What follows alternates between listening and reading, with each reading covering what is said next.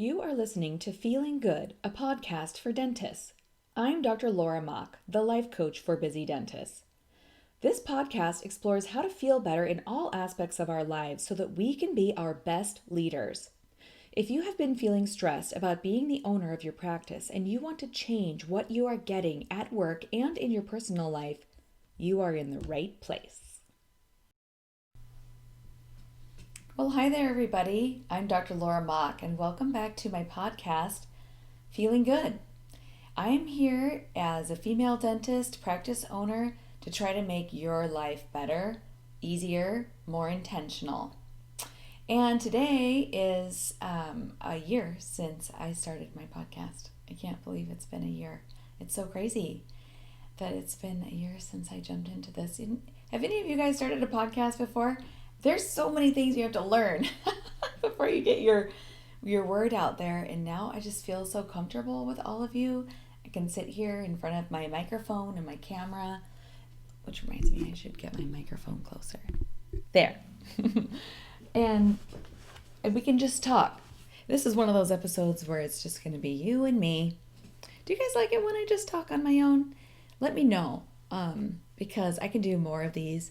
When I'm talking on my own, usually it's because I have something important I want to teach you, which is the case today, so hold on tight. My lesson is coming up in just a moment. But I just have a few things that I want to tell you first. Well, actually, what I want to do first is ask you how everybody is doing. It is still so crazy out there. Some of you have really busy practices. Some of you, it's a ghost town in your practice right now. And then we've got COVID and the holidays coming up. So much craziness. For my family, nobody has gotten sick, but my niece, who is almost 2, her name is Alice May. She's so sweet, you guys. She has tested positive for COVID. However, she's not actually sick. She's doing quite well. But unfortunately, that means that their whole family has to quarantine right now. So my poor sister, I've mentioned in previous episodes that we had a land hurricane come through our town. And my poor sister they gutted their kitchen because they got water in it. And they're mostly done with their kitchen, but they don't have a sink or some countertops, appliances. So they're kind of existing in this quarantine space without everything that you would want to have as far as your creature comforts. But how are you guys doing? I've been thinking of you and wondering. I've heard from a lot of you. In fact, I hear from more of you now because I started a Facebook group, a community where listeners of the podcast can get together. So if you're looking for that, if you want to be in the group, we're having some nice discussions over there. And also I'm about to start a giveaway program on the group, so you should join us. It's all female dental practice owners, so it's a safe space where you can talk about things that only we understand, if that makes sense. So the Facebook group is just called Feeling Good, a podcast for dentists listener support group. If that's too hard to remember, you can look for me and friend me on Facebook, Laura Mock. There's only a few of us on Facebook. And you'll be able to tell because I'll be the one who's in like 4 different groups with you already, probably. And friend me and then tell me you want to be in the group and I'll add you. I think this is going to be a wonderful resource over the years. We can help each other out. And we are keeping it positive over there, by the way. No dumpster fires. And we're not going to criticize each other and stuff like that. So it's a nice place where everything is supportive and not necessarily happy, but we're there for each other every day. Okay? Now, let's get to the meat of this podcast episode. And thank you for sticking with me while I went through all that. Today, I want to talk to you about a phenomenon called decision fatigue.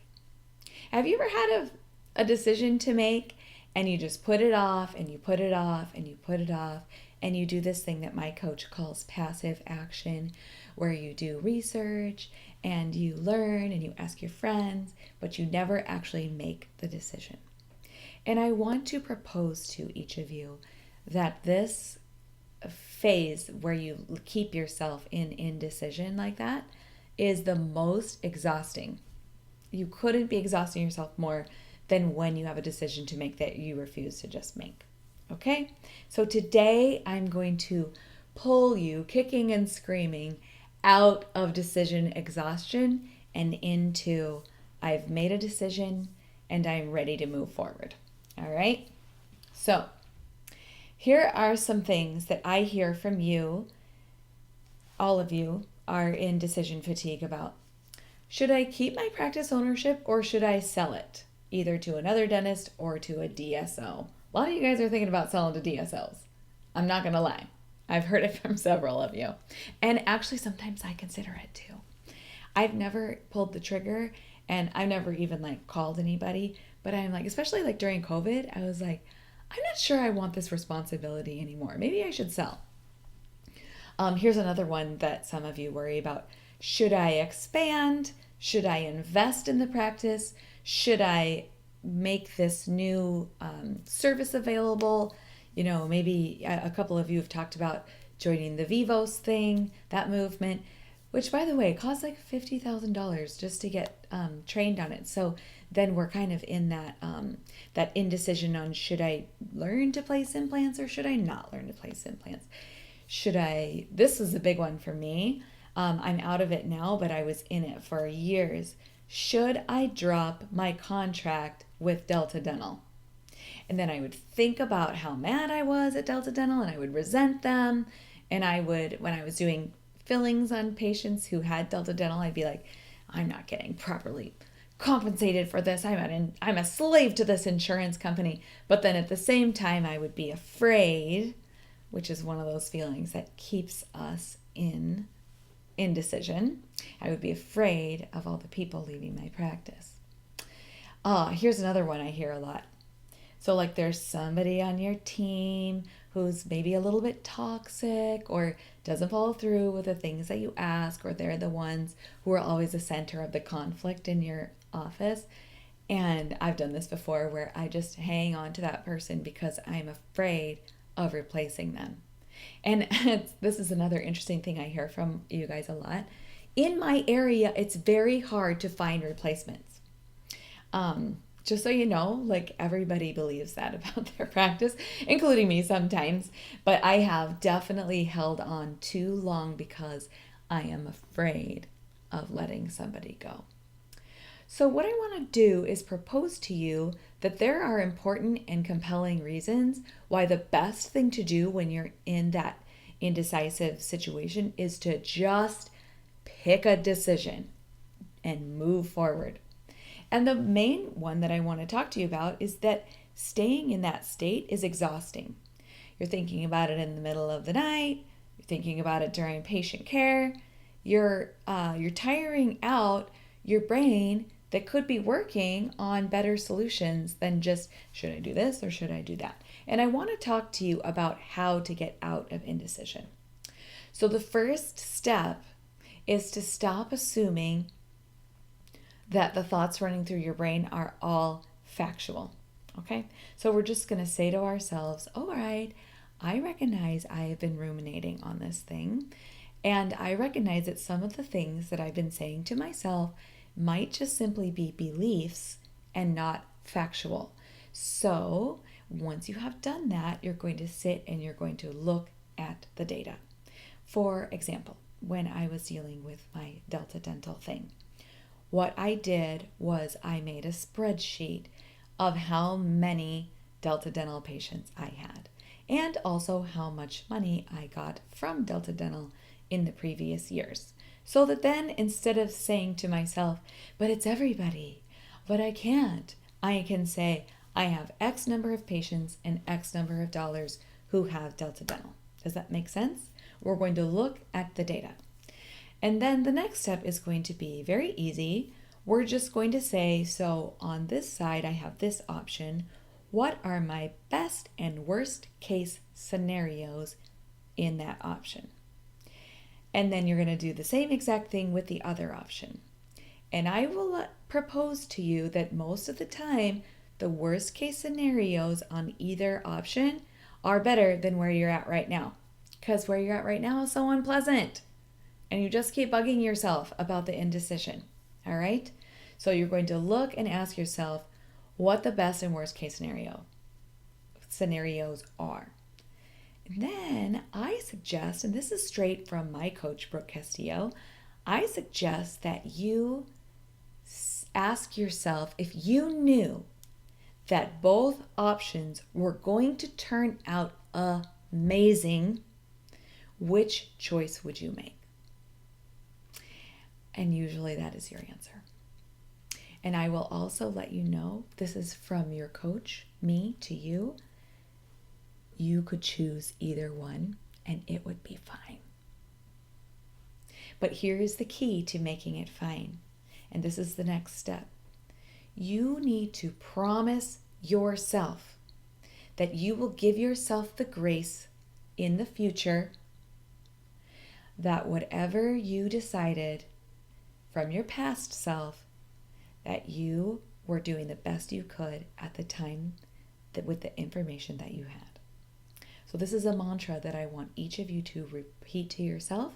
And I even want you to go back in your past right now and look at a decision that you made that you either regret or that you are glad you made. And I want you to say to yourself, self, you did the best you could with the decision, with the information that you had at the time. And now, if you have new information, you can make a new decision.